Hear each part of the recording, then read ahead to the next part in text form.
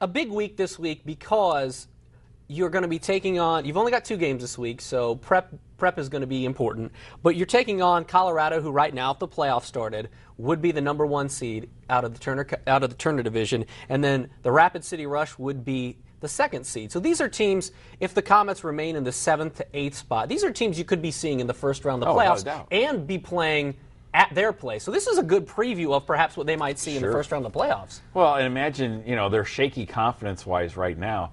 If they could win these 2 games, wow, suddenly things are a whole lot different. And then you could look at everything from January on instead of just the last 2 weeks where they struggled. And then you wonder, but if you win these 2 games somehow, there's a whole new outlook. And when you take a look at the standings, obviously, everybody's kind of scoreboard watching a little bit to an extent at this point in the year, but they're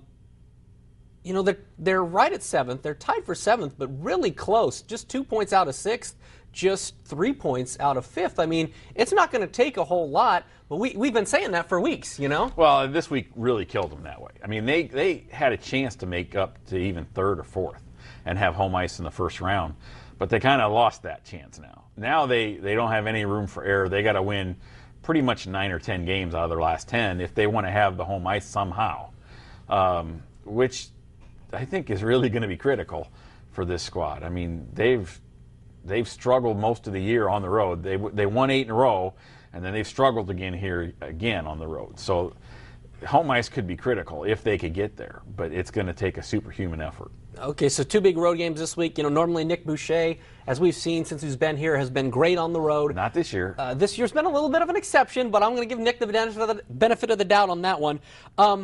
In other big road trips that they've made this season, because, the IHL, they didn't have that many of them, when they went down to the Bossier-Shreveport area, played 2 games against the Mudbugs, and then played the Texas Brahmas, they played well. Yeah. Is that something we could see again in a big trip out to Colorado this week? I'm not going to Vegas on it. It's just so crazy about this team is, you think last week they're playing Evansville 3 times and they're making the road trip to Bloomington, and they usually play really well at Bloomington. You're thinking, you know what, this could be the week that really makes a statement and turns things around and really, puts their throat on the rest of it. They could move up to 4th or 5th or 6th maybe, and they come back and they're 1-1 going into yesterday's game, And then, they go in, like you said, they would go to Bossier, and you think for sure they're going to lose those 3 games. I mean, they were just down, and they were struggling, and they weren't doing anything, and somehow they win all 3 games. I don't know how you predict this team. I really don't. Usually, at this time of the year, with 10 games left, you have a really good idea of what they got, what they're really strong at, that they know they're going to be able to count on, and you know what you're going to get out of each line. I don't think you can say that right now. I think that's a good place to stop because that kind of sums up what we've seen all season. It's been that kind of year. You know they have the potential. You know they have the physical skill. Do they have the leadership? Do they have the heart? Do they have, are they healthy enough? We shall see. The puzzle pieces are coming together. 10 games to get it straightened out. They're upside down sometimes, but they're coming together. Really no danger of them really at this point missing the playoffs. No. But to get things straightened out, and this, like I mentioned, this could be a very good preview week considering they are taking on some of the top teams when it comes to that division, and they are going to be somewhere in the 5, 6, 7, 8 seed range are the Komets this year.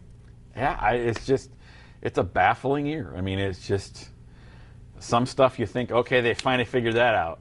And the scary thing is, here's a fascinating thing. You guys get home. Check this out. Go to the CHL website.